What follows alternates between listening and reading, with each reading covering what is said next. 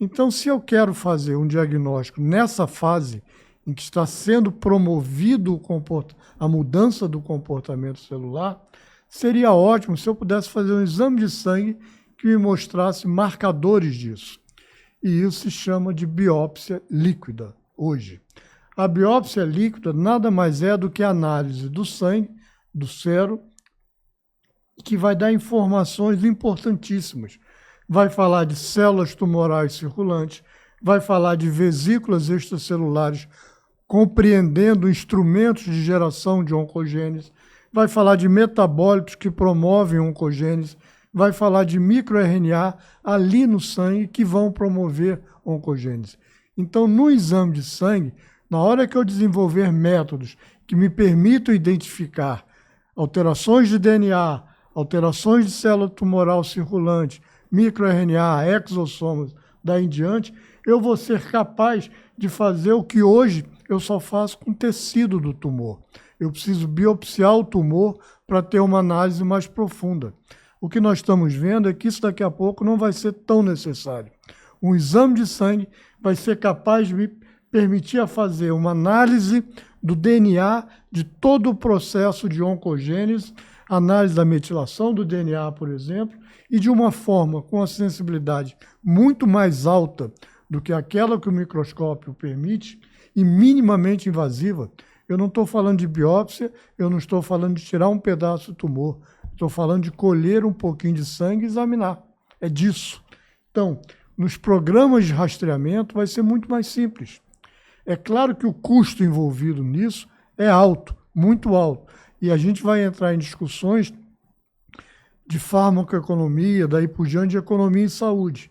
Mas se a gente pensar em oncologia, qualquer das etapas, o custo é muito alto. O custo dos medicamentos oncológicos é muito alto.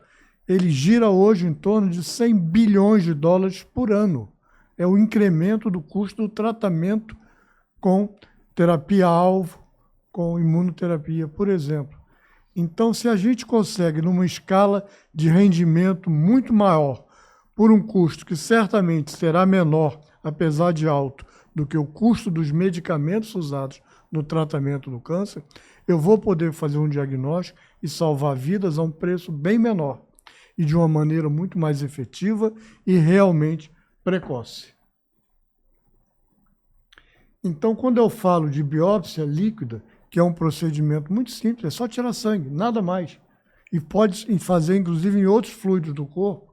E nessa amostra, eu vou procurar DNA livre, DNA de células tumorais, vou procurar células tumorais circulantes, vou analisar os tipos de microRNA, nós vamos falar sobre isso, nós vamos analisar os exossomos circulantes, nós vamos procurar plaquetas tumor modulados, ou seja, N marcadores fiéis de neoplasia.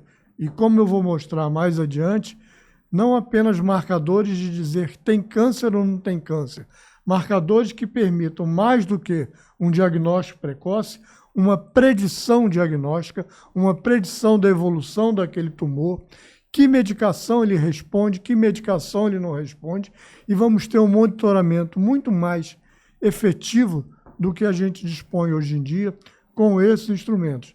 Então, voltando ao início dessa conversa, se eu quisesse falar de busca de diagnóstico precoce de câncer de pulmão, esse título teria que incluir, além da inteligência artificial, além das ciências ômicas, a biópsia líquida do sangue.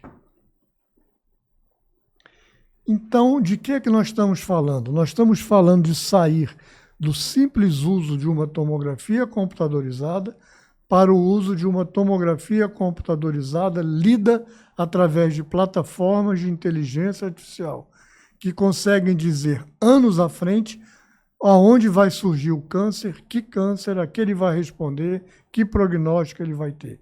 E isso já existe. Isso existe hoje. E é importante quem tenha essa noção. Mas eu já quero dar um passo à frente, ou seja, melhor, um passo atrás. Antes que isso seja visível pela inteligência artificial, o que é que eu posso fazer para diagnosticar aquele câncer de pulmão antes que ele dê uma imagem visível apenas através da inteligência artificial.